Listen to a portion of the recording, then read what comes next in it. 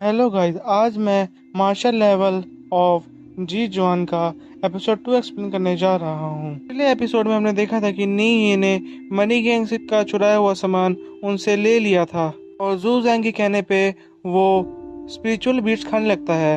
तभी वो एक बंदे को देखता है जो उनकी बातें सुन रहा था। एपिसोड 2 यहीं से स्टार्ट होता है। हम देखते हैं कि नी ये समझ रहा था कि ये किसी दुश्मन का जासूस है। तभी जू जैंग बताता है कि ये हमारा ही इन्फॉर्मर है जो हमें इन्फॉर्मेशन देने आया है, तुम डरो मत। फिर जू जैंग एजेंट 327 को इन्फॉर्मेशन देने के लिए कहता है।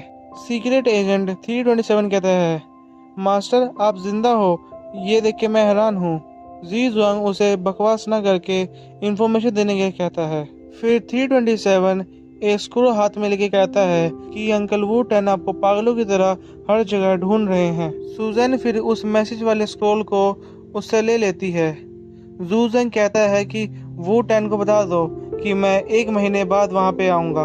फिर 327 बताता है कि मास्टर ने आपके पकड़े जाने की खबर सुनी थी। फिर उन्होंने कुछ लोगों से 1000 गोल्ड कॉइन की शर्त लगाई कि आप उन्हें हरा के वापस आ जाएंगे। जूजैन कहता है कि वो टेन ने गलत किया, उसे 10,000 गोल्ड कॉइन की शर्त लगानी चाहिए थी क्योंकि मैं उन लोगों को हारता हुआ देखना चाहता हूँ। फिर जूजैंग कहता है कि मैं कुछ ही टाइम पे वहां पे आ जाऊंगा।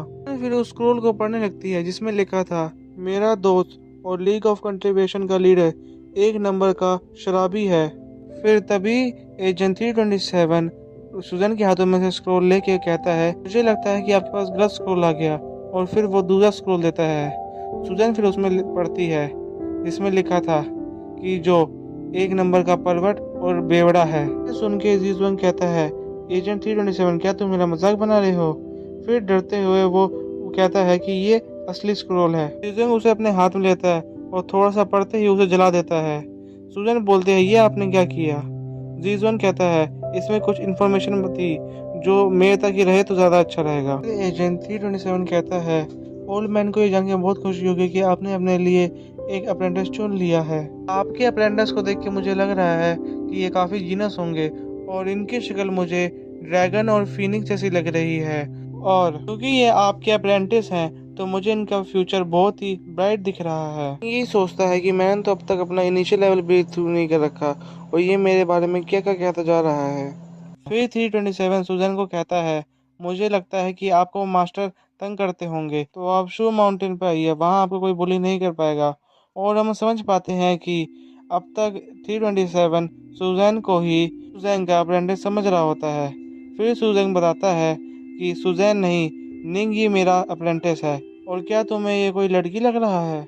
एजेंट 327 ये जान के हैरान होता है कि नी ही मास्टर का अप्रेंटिस है। फिर वो नी के पास थिन शॉट देखता है और पूछता है कि ये इनके पास क्यों है। रिजवान बताता है, मेरे अप्रेंटिस होने की वजह से ये एक जूनियर मास्टर बन चुका है तो इसके पास ये थिन शॉट और इसकी स्किल होनी ही चाहिए। जन 327 कहता है, पर ये तो अभी इनिशियल लेवल पे है। फिर हम शाम का सीन देखते हैं। फिर जी जुआंग नी को बताता है कि कल बैरन हिल से 10 किलोमीटर दूर एक नया बैच आने वाला है जिसे लूटने मनी गैंग भी वहां आएगी। तुम्हें मनी गैंग से पहले बीट्स के पास पहुंचना होगा और उनमें से सबसे पीसेस बीट्स को खाना होगा। ये काम करने के लिए तुम्हारे पास बहुत कम वक्त होगा, पर उन्हीं में से एक खास बीट के द्वारा तुम ब्रेक थ्रू कर पाओगे। फिर नहीं जू जैंग से एक क्वेश्चन पूछता है कि आखिर तुम्हारे पीछे इतने सारे लोग क्यों पड़े हुए हैं और वो तुम्हें जान से मारना क्यों चाहते हैं। जू जैंग कहता है, तुम मेरे साथ इतने वक्त से हो पर तुमने आज से तो पहले ये क्वेश्चन नहीं पूछा। नी कहता है, अगर आपको बताना नहीं है तो मैं आपको फोर्स नहीं करूंगा। जी जोंग बताता है कि उन लोगों ने काफी लड़कियों को मारा था और जब इस सब का रिवेंज लेने मैं उनको मारने गया, फिर इसी वजह से उनकी आने वाली जनरेशन मेरी दुश्मन बन गई। फिर हम नेक्स्ट सीन में सुजैन को देखते हैं जो अपनी पावर की मदद से सुजैन को उठा के कमरे में रख देता है। उसके बाद वो नी को कहता है, अगर तुम्हें आगे की स्टोरी जाननी है तो ओल्ड रूल्स को मानते हुए तुम्हें मेरे 6 शॉट्स को सरवाइव करना होगा। फिर जूजैंग उस पे अपनी पावर्स दिखाने लगता है। पहले 3 शॉट्स तो नी अपनी अम्ब्रेला की मदद से रोक लेता है और बाकी 3 शॉट्स भी अपनी थिन स्वॉर्ड के जरिए रोक लेता है। फिर वो दोनों अंदर आते हैं। जूजैंग बताता है कि तुम अब पहले से भी ज्यादा स्ट्रांग बन चुके हो। फिर नी पूछता है कि आखिर उन्होंने पाई फैमिली की गर्ल्स को ही क्यों टारगेट किया, उन्होंने उनकी फैमिली को टारगेट क्यों नहीं किया। फिर जूजेंग कहता है, नी तुम बॉर्डर के गार्ड्स के बारे में तो जानते ही होगे, वो ही हमें मॉन्स्टर की रेस बचाते हैं एक इनविजिबल शील्ड के जरिए। पाई फैमिली के लोगों को मारने से पहले वो ही थे जो इस प्रोटेक्शन वॉल को गार्ड करते थे।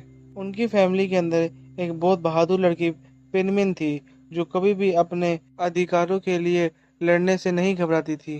काफ़ी बड़े बड़े कल्टीवेटर से भी आगे निकल चुकी थी। और जैसे कि तुम्हें पता है, कल्टीवेशन वर्ल्ड को कल्टीवेशन लीग हैंडल करती है।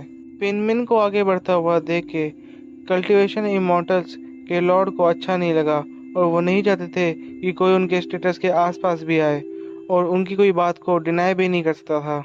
वो तकरीबन 600 साल तक जिया और हम ये भी कह सकते हैं कि उसने एक तरह से इमॉर्टलिटी अचीव कर ली थी। उस लॉर्ड ने पेनमैन को हैंडल करने का ऑर्डर दिया। इस काम को करने के लिए तुरंत ही कल्टीवेशन ऑफ इमॉर्टल के तेंशा हॉल के हेड को चुन लिया गया और वहीं पे ओल्ड अलायंस का लीडर अपने तीसरे बेटे की शादी पेनमेन से करवाना चाहता था। नी कहता है, मुझे लगता है कि उन्होंने इस शाइनिंग मैरिज को करने से मना कर दिया होगा। जूजेंग बताता है, तुम सही कह रहे हो, पाइमैन ने इस शादी के लिए मना कर दिया था और इसी वजह से 10 साल पहले वो भयानक खूनी रात आई। पर मैं वहाँ पे काफ़ी लेट पहुँचा, जिसकी वजह से मैं ये सब करने से उन्हें रोक नहीं पाया। फिर मैंने वहाँ एक लड़की को बचाने की कोशिश करी, इसके आगे तुम जानते ही हो। जब मैं तुम्हें वापस लेने आया तब तुम वहाँ से जा चुके थे। फिर तुम मुझे जाइलिन टेम्पल में मिले, वहाँ तुम एक अनाथों की तरह जिंदगी जी रहे थे और जब मैं उस लड़की को ले जाने लगा तो मैंने पाया कि उस दिन के इंसिडेंट के बाद वो सिर्फ तुम पे ट्रस्ट करती थी। फिर मैं तुम दोनों को सबकी नज़रों से छुपाते हुए अपने साथ ले आया। नियंग बताता है कि वहाँ पे रहना काफ़ी मुश्किल हो गया था, वहाँ पे काफ़ी इविल लोग आ चुके थे, इसलिए हमें वहाँ से जाना पड़ा। जूजेंग बताता है कि यहीं पे तुम्हारी ये कहानी अब ख़त्म हो जाती है और तुम तैयार हो जाओ, कल तुम्हें बहुत सारा काम करना है। ये फिर आखिरी क्वेश्चन बोल के पूछता है कि आखिर कल के शिपमेंट का ओनर कौन है।